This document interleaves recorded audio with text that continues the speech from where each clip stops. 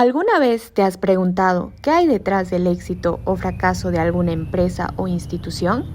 Pues bueno, el aporte de la psicología institucional y organizacional tiene bastante repercusión en este aspecto. Pero, ¿a qué nos referimos cuando hablamos de esta maravillosa ciencia?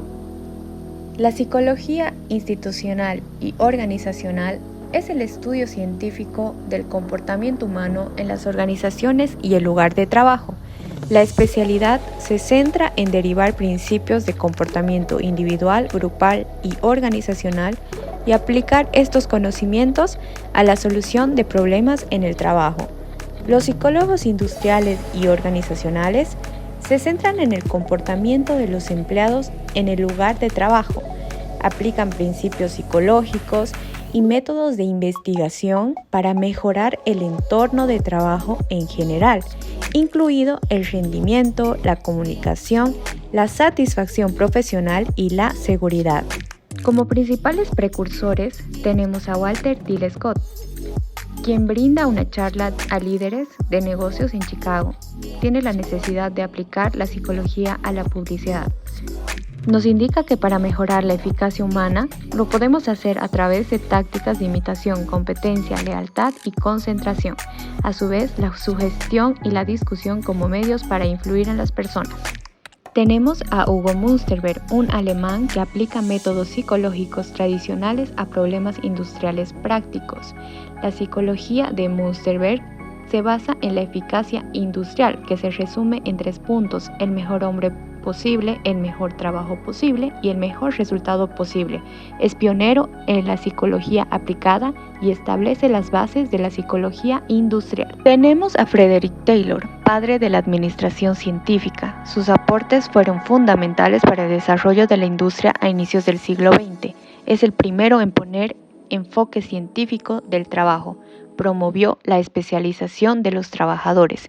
En su libro nos habla sobre la ciencia, sobre las reglas prácticas, selección y capacitación científica, cooperación sobre individualismo, división equitativa del trabajo más adecuada para los jefes y empleados.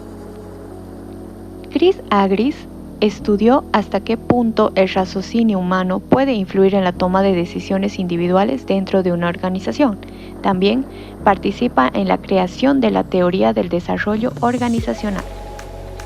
Kurt Lewin es un psicólogo de la escuela de la Gestalt, que explica la interacción entre el individuo y el entorno llamada teoría de campo. Consideraba que el comportamiento de las personas depende de muchas interacciones entre pensamientos, emociones y ambiente en el que la persona percibe y actúa. Tenemos a Elton Mayo, quien desarrolló investigaciones en fábricas para comprender la forma en que las relaciones sociales determinan la productividad de las empresas.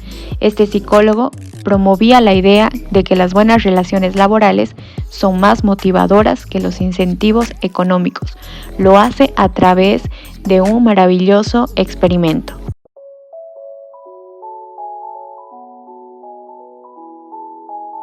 En 1927, el sociólogo, psicólogo y profesor de Harvard, Elton Mayo, se propuso estudiar, junto a un grupo de colaboradores, la relación existente entre las características ambientales y la productividad de los trabajadores. Este experimento consistió inicialmente en establecer la relación entre las condiciones físicas del entorno laboral y el empeño de los trabajadores. En particular, observar el efecto de las condiciones de iluminación en los niveles de producción.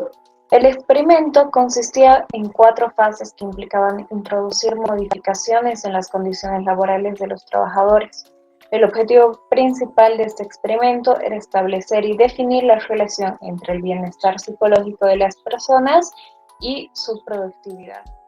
Primera fase, estudio del factor humano. Cambios en la iluminación. En esta fase se realizó el experimento sobre la relación y efecto producido por las condiciones de iluminación en los niveles de producción. Para ello se seleccionaron 2 grupos de empleados que realizaban el mismo labor en condiciones idénticas. Esto permitió determinar las condiciones normales de trabajo. Uno de los grupos trabajó en condiciones lumínicas normales, grupo de control, mientras que el otro operaba con condiciones de iluminación variables, grupo de observación. Se pudo comprobar que el aspecto psicológico y la formación cultural influyen en el desempeño más que los aspectos ergonométricos. Segunda fase crítica, laboratorio de montajes de relés. En esta fase se pretendía observar el efecto de introducir periodos de descanso, refrigerios, reducción del horario de trabajo, supervisión flexible, modificación en los sistemas de pago, etc., en el grupo de observación asigno, mientras que en el grupo de control fueron las condiciones normales de trabajo. Nuevamente se seleccionan dos grupos, a ambos se les asigna un supervisor en común. Al grupo de observación se le asigna a un observador con tareas específicas. Luego se compararían los niveles de producción de ambos grupos.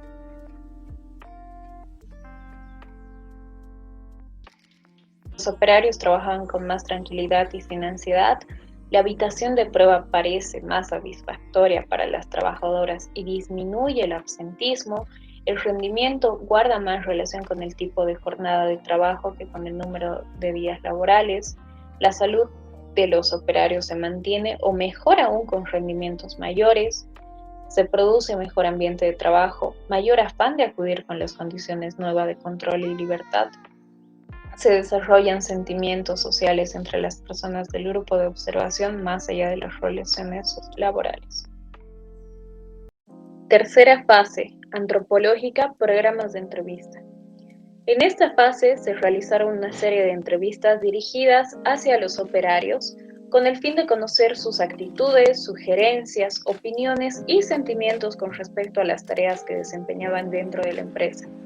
Dados los resultados positivos obtenidos por las entrevistas en la empresa, se creó la División de Investigaciones Industriales en 1929, la cual tenía como función seguir poniendo énfasis sobre estas y expandirlas hacia todos los trabajadores. Se implementan las entrevistas no dirigidas para permitir la libre expresión por parte de los trabajadores.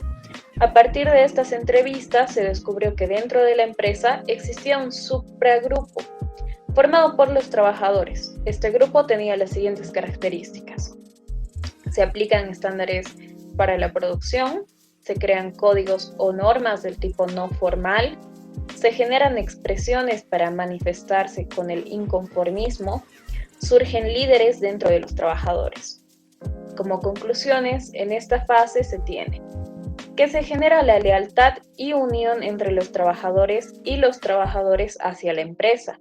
También se presentan manifestaciones por parte de los dirigentes de la empresa en contra de las expresiones generadas por los trabajadores. Así se generan conflictos dentro de la empresa. Otro punto a tener en cuenta es que las personas no reaccionan aisladamente, sino como miembro del grupo al que pertenecen. Por último, además es importante considerar que los estados de ánimo y actitudes de los trabajadores influyen directamente en su productividad. Cuarta fase, manipulativa. Sala de observación del montaje de terminales. Se escogió un grupo experimental de varios trabajadores que, al ser inspeccionados, fueron ubicados en un lugar de trabajo en condiciones normales, en donde debía estar dispuestos especialmente para su labor. Este lugar o sector era el montaje de terminales. Dentro del lugar en donde se desempeñaban los trabajadores, había dos supervisores, un observador y un entrevistador. En esta etapa se buscaba demostrar la relación incentiva-productividad. A los obreros que participaban en esta fase se les informó que su salario solo aumentaría si también lo hacía su producción. Como conclusiones de esta etapa, de esta fase, tenemos que se comprobó que los trabajadores usaron distintas ermitañas, trucos y engaños para bajar su nivel de producción y luego, cuando lo volvían a normalizar, reclamaban el aumento de salario.